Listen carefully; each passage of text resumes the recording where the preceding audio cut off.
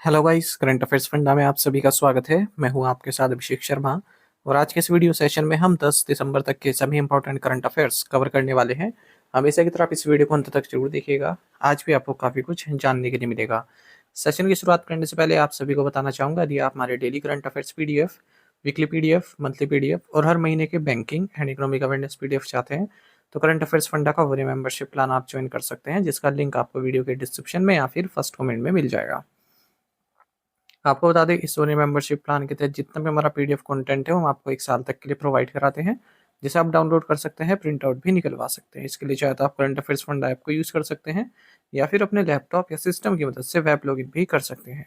कोई भी आपका एग्जाम हो, बैंकिंग, एसएससी, रेलवे या फिर स्टेट पीसीएस, जहाँ पर भी जनरल अवेयरनेस या करंट अफेयर्स पूछे जाते हैं, सभी एग्जाम्स के लिए हमारा पीडीएफ कंटेंट काफ़ी यूजफुल है। इस पीडीएफ कोर्स में हम आपको RBI circulars, financial awareness, digital awareness, banking awareness, general and economic awareness सब कुछ प्रोवाइड करा रहे हैं। आरबीआई सर्कुलर्स की अगर हम बात करें तो आईबीपीएस पीओ मेंस एग्जामिनेशन में यहाँ से क्वेश्चंस पूछे गए थे, क्योंकि मेन सिलेबस का हिस्सा था ये टॉपिक आरबीआई सर्कुलर्स।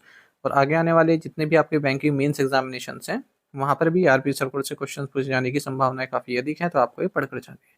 आप अपने से भी पढ़ सकते हैं, आरबीआई की वेबसाइट पर अवेलेबल रहते हैं। पर प्रॉब्लम ये है कि वहाँ काफ़ी लेंदी होते हैं और फाइनेंशियल और इकोनॉमिक टर्म्स काफ़ी यूज़ होती है, तो समझने में समय लग सकता है, टाइम कंज्यूमिंग प्रोसेस है। तो यही काम आपका आसान बना दिया है करंट अफेयर्स फंडा ने। हमने जितने भी आरबीआई सर्कुलर्स हैं पिछले 5-6 महीनों के, उन्हें काफ़ी ईजी लैंग्वेज में पीडीएफ फॉर्मेट में रेडी किया है, ताकि आप आसानी से समझ सकें। हर आरबीआई सर्कुलर के साथ आपको एमसीक्यूज देखने के लिए मिलते हैं, उनसे प्रैक्टिस करते हैं, आप कर सकते हैं एमसीक्यूज से। ठीक है, जितना भी रिलेवेंट फैक्ट्स एंड डेटा है सब इंक्लूड किया गया, और जो इरेलीवेंट थिंग्स हैं, जो एग्जाम पॉइंट ऑफ व्यू से महत्वपूर्ण नहीं है, उन्हें हटा दिया गया है। तो इस तरह से आरबीआई सर्कुलर्स आपके रेडी हो जाएंगे। कंप्लीट बैंकिंग अवेयरनेस में पढ़ाई गई है, न केवल आपके बैंकिंग मेंस एग्जामिनेशन के लिए, बल्कि अगर आप बैंकिंग इंटरव्यूज में अपियर होते हैं, जैसे SBI PO, IBPS PO, RRB PO, RBI grade B, इन इंटरव्यूज में जो बैंकिंग नॉलेज आपसे पूछी जाती है उसे भी आप आंसर कर पाएंगे इस कोर्स को पढ़कर। कंप्लीट इंडियन इकोनॉमी में पढ़ाई गई है, ताकि SSC, railway, state PCS exams में आप इंडियन इकोनॉमी सेक्शन में अच्छा स्कोर कर पाएं। इंश्योरेंस सेक्टर से संबंधित डेडिकेटेड चैप्टर दिया गया है, इंश्योरेंस की बेसिक्स आपके वहाँ से क्लियर हो जाएंगे। ठीक है, हिस्ट्री क्या रही है भारत में इंश्योरेंस की, किस तरह से during the years insurance sector Bharat में ग्रो हुआ है, लाइफ इंश्योरेंस की शुरुआत कब हुई, जनरल इंश्योरेंस की शुरुआत कब हुई, इनका नेशनलाइजेशन कब हुआ, पहली कंपनी कौन सी थी जिसने इंश्योरेंस शुरू किया है भारत में, और प्राइवेट सेक्टर को कब अलाउ किया गया भारत में इंश्योरेंस सेक्टर में, एफडीआई कंट्रीब्यूशन कितना, एफडीआई कितना हो सकता है इंश्योरेंस सेक्टर में, जीटीबी में कंट्रीब्यूशन कितना है इंश्योरेंस सेक्टर का, ये सारे फैक्ट्स आपको इसमें देखने के लिए मिल जाएंगे। तो ए टू जेड सब कुछ एक ही कोर्स में मिल रहा है, वो भी 1 साल की वैलिडिटी के साथ। यानी कि पूरे साल भर जितने भी आपके एग्जाम्स होंगे, जहाँ पर भी जनरल अवेयरनेस या करंट अफेयर्स पूछे जाते हैं, सभी एग्जाम्स के लिए हमारा पीडीएफ कंटेंट काफ़ी यूजफुल है। मिलेगा कहाँ पर? करंट अफेयर्स फंडा ऐप पर। ऐप का लिंक वीडियो के डिस्क्रिप्शन में दिया गया और फर्स्ट कमेंट में भी पिन कर दिया गया है। तो उस लिंक पर क्लिक कीजिए, ऐप को इंस्टॉल कीजिए, लॉगिन करने के बाद एक कोर्स आप बाय कर पाएंगे। फिर भी कोई डाउट आपका है तो ये हमारा कस्टमर केयर नंबर है 8448169188, इस पर आप कॉल कीजिए या फिर व्हाट्सएप करके भी जानकारी प्राप्त कर सकते हैं। तो बिना किसी देरी के शुरुआत करेंगे इस वीडियो सेशन की। सेशन की शुरुआत हमेशा की तरह क्वेश्चन ऑफ द डे से करेंगे, जिसका आंसर आपको अभी कमेंट बॉक्स में करना है। पूछना है कि नंदन कानन वन्यजीव अभ्यारण्य कहाँ है, where is Nandan Kanan wildlife sanctuary. Options हैं उड़ीसा, गुजरात, हरियाणा या फिर राजस्थान। जल्दी से आंसर कर दीजिए, फिर हम आगे बढ़ते हैं। और इस तरह के क्वेश्चन यदि आप प्रैक्टिस करना चाहते हैं तो हमें टेलीग्राम पर जरूर ज्वाइन कीजिएगा। करंट अफेयर्स फंडा नाम से हमारा टेलीग्राम चैनल है।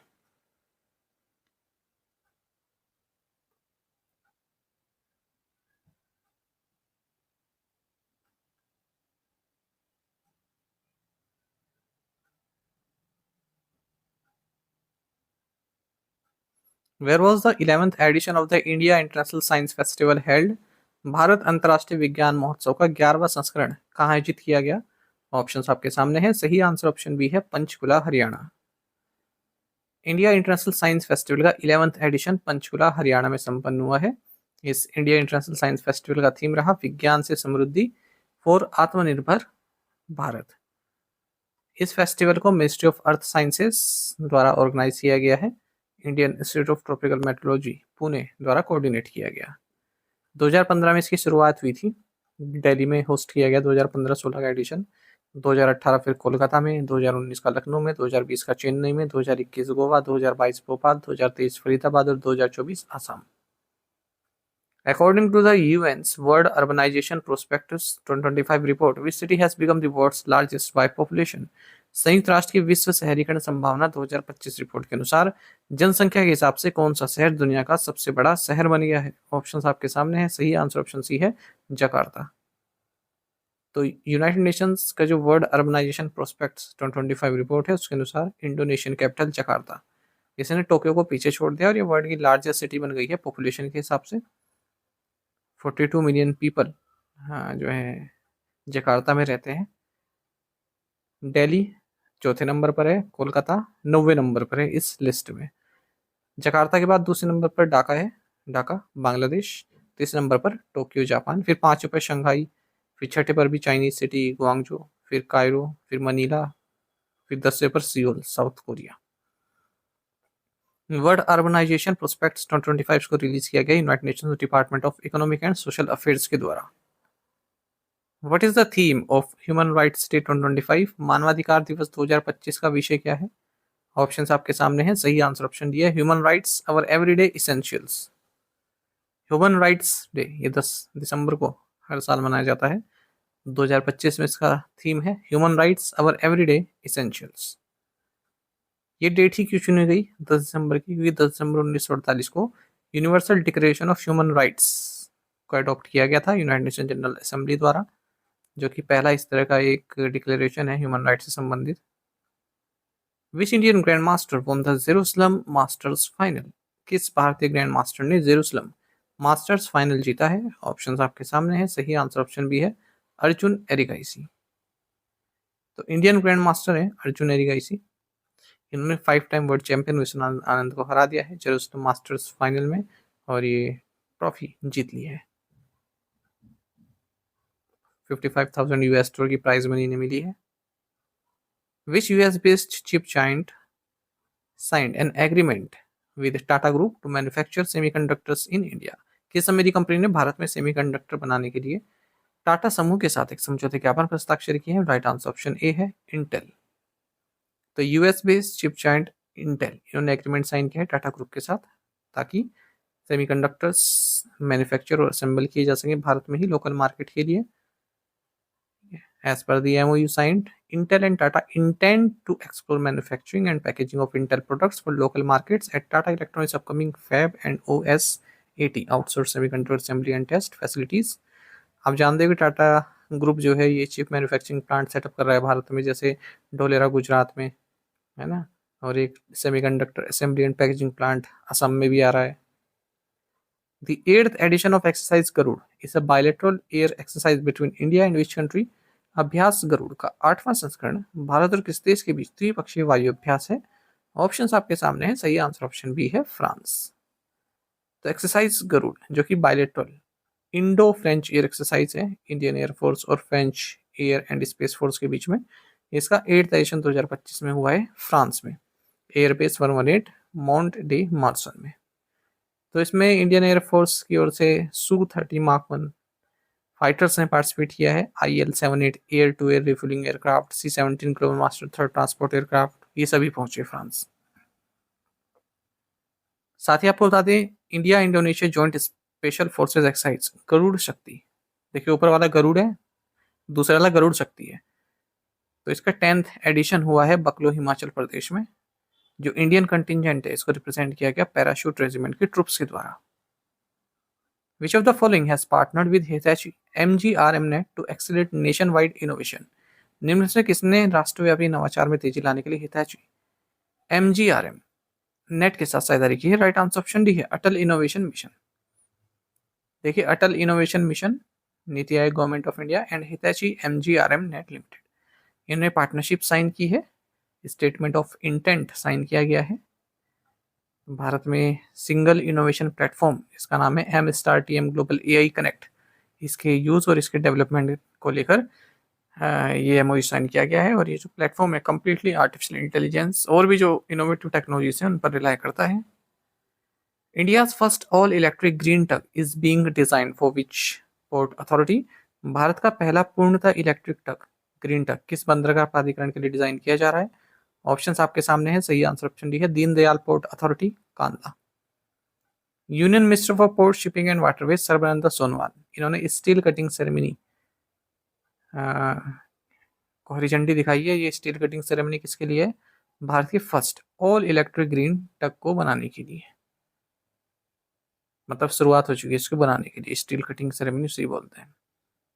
ये ट्रक जो है दीनदयाल पोर्ट अथॉरिटी कांदला के लिए डिजाइन किया गया है। Ministry of port shipping and waterways का ग्रीन ट्रक ट्रांजिशन प्रोग्राम के तहत। NHAI has signed an MOU with which company to introduce a telecom-based safety alert system across national highway network?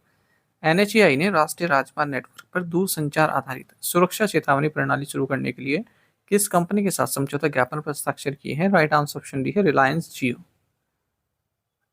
तो national highways पर seamless travel experience offer करने के लिए, safety बढ़ाने के लिए NHAI ने MOU साइन किया है रिलायंस जियो के साथ, ताकि telecom based safety alert system introduce किया जा सके नेशनल हाईवे नेटवर्क पर। तो जियो का जो existing 4G and 5G network है, ट्रैवलर्स को एडवांस वार्निंग मिल जाएगी उनके मोबाइल फ़ोन पर ही, जैसे ही वो किसी आइडेंटिफाइड रिस्क लोकेशन पर पहुंचते हैं, जैसे कोई एक्सीडेंट प्रोन स्ट्रेचेस हैं, स्ट्रे कैटल जोन है, फोग अफेक्टेड एरिया है, या फिर इमरजेंसी डाइवर्जन है, तो SMS के द्वारा, व्हाट्सएप के द्वारा, या फिर हाई प्रायोरिटी कॉल्स के द्वारा उन तक ये मैसेज पहुंच जाएगा जो भी ट्रैवलर्स हैं। हेल्पलाइन नंबर भी है 1033। Which state's traditional tribal breed दाव recently received a GI tag? हाल ही में किस राज्य के पारंपरिक आदिवासी ब्रीड दाव को GI टैग मिला है? राइट आंसर ऑप्शन डी है अरुणाचल प्रदेश। तो अरुणाचल प्रदेश का जो ट्रेडिशनल ट्राइबल ब्रीड है दाव, और इसका जो हाईलैंड चीज है याक चुरपी, इसे GI टैग मिला है। ज्योग्राफिकल इंडिकेशन टैग्स मिले हैं इन्हें, और अरुणाचल प्रदेश में भी अब 20 GI टैग आइटम्स हो चुके हैं, और उद्देश्य 2030 तक 50 GI टैग आइटम पूरे करना। Which organisation introduce the banking connect platform? किस संगठन ने बैंकिंग कनेक्ट प्लेटफॉर्म पेश किया है? राइट आंसर ऑप्शन सी है NWBL। तो NPCI Bharat bill pay limited NWBL, इसने बैंकिंग कनेक्ट को इंट्रोड्यूस किया, जो कि इंटर ऑपरेबल प्लेटफॉर्म है, जिससे हमारी जो इंटरनेट मोबाइल बैंकिंग सर्विसेज हैं वो सिंप्लीफाई हो जाए। इंटर ऑपरेबल मतलब कई सारे सिस्टम्स की कैपेबिलिटी कि वो एक साथ मिलकर कार्य कर सकें। The new system is designed to reduce the complexity of current net banking processes, which often require multiple integrations, varied customer credentials, non-standard settlement flows. तो यहाँ पर ये इंटरऑपरेबल वर्कफ्लो प्रोवाइड कराता है, एक यूनिफॉर्म इंटरफेस है, मोबाइल फर्स्ट डिज़ाइन है, biometric authentication को सपोर्ट करता है, जो भी ट्रांजेक्शन कैप्स है उनको रिमूव करता है, स्टैंडर्डाइज APIs को इंट्रोड्यूस करता है ताकि डिलेज ना हो सके। Which international institution approved the 475.8 million US loan package for Northeast India, including Assam and Meghalaya? किस अंतर्राष्ट्रीय संस्था ने असम और मेघालय सहित पूर्वोत्तर भारत के लिए 475.8 मिलियन अमेरिकी डॉलर के ऋण पैकेज को मंजूरी दी है? राइट आंसर ऑप्शन डी है Asian development bank. Asian development bank ने 475.8 मिलियन US का एक लोन पैकेज अप्रूव किया है नॉर्थ ईस्ट इंडिया के साथ। इसमें आसाम की जो टर्सरी हेल्थ केयर है उसको भी इम्प्रूव किया जाएगा 398.8 मिलियन US के पैकेज के साथ, और मेघालय का जो eco tourism and sustainable livelihoods है उसको भी इम्प्रूव किया जाएगा 77 मिलियन US की फंडिंग के साथ। एशियन डेवलपमेंट बैंक का हेडक्वार्टर्स मनीला फिलीपींस में है। 1966 में इसकी स्थापना हुई थी। 69 मेंबर्स हैं, और आपको बता दें इसकी स्थापना वर्ष याद रखिएगा 1966, ये पूछी जाती है एग्जाम में। Who won the formula world drivers championship for the first time in his career? अपने कैरियर में पहली बार फॉर्मूला वर्ल्ड ड्राइवर्स चैंपियनशिप इसने जीती है। राइट आंसर ऑप्शन है लैंडो नॉरिस। तो लैंडो नॉरिस, इन्होंने आबू धाबी ग्रां प्री में तीसरे पोजीशन पर रही है, और इतना ही जरूरी था इनके लिए, अगर ये तीसरे पर भी आते, बस पोडियम फिनिश इन्हें करना था, और ये फॉर्मूला वर्ल्ड ड्राइवर्स चैंपियनशिप जीत चुके हैं पहली बार अपने कैरियर में। रेड बुल के जो मैक्स वर्स्टैपन है, ठीक है, वो अब तक जीतते आ रहे थे, तो उनका जो राज इन्होंने खत्म किया। नॉरिस फर्स्ट मैकलेरन ड्राइवर हैं, मतलब जिस टीम के लिए करते हैं, मैकलेरन टीम के लिए रेसिंग करते हैं, जिन्होंने टाइटल जीता है 2008 के बाद। 2008 में लुइस हैमिल्टन ने जीता था। केवल इन्हें पोडियम पर फिनिश करना था, यानी कि टॉप 3 पोजीशन पर आना था इस चैंपियनशिप को जीतने के लिए। बाकी जो ये आबू धाबी ग्रां प्री है इसे जीता है मैक्स वर्स्टैपन ने। दूसरे नंबर पर ऑस्कर पिएस्ट्री रहे हैं। Norris becomes 11th British driver to win this title. To the point questions, उनके आंसर्स देखेंगे। Where was the world summit on disaster management 2025 held? Dehradun. Third Australia India education and skills council meeting was held in New Delhi. Which bank in India is owed the greatest amount from fugitive economic offenders? SBI. The International Monetary Fund said that India's economy is estimated to grow at 6.6% in 2025-26. The Indian Navy celebrated Navy Day 2025 with a grand operational demonstration of which answer is Sangomum Beach, Thiruvananthapuram, Kerala. आप में से कई students ने बिल्कुल सही answer किया है। इस तरह से पार्टिसिपेट करते रहिए। चलिए आज के असाइनमेंट क्वेश्चन देखेंगे, इनके आंसर आपको भी करने हैं कमेंट बॉक्स में। Who is the current CEO of IndiGo airlines? Where was the conference of directors general and inspectors general of police held? At what maximum rate will pan masala be taxed under GST according to the new bill passed? Who assumed the appointment of Director General Inspection and Safety at Air Headquarters? As of 31st October 2025, the installed capacity from non-fossil sources stands at about 259 gigawatt, with dash gigawatt added in the current financial year up to October 2025. इन पांचों questions के answer आपको comment box में देने हैं। यदि एक question का answer भी आता है वो भी आप हमें अवश्य बताइएगा। साथ ही हमें टेलीग्राम पर जरूर ज्वाइन करें। करंट अफेयर्स फंडा नाम से हमारा टेलीग्राम चैनल है। Thank you guys.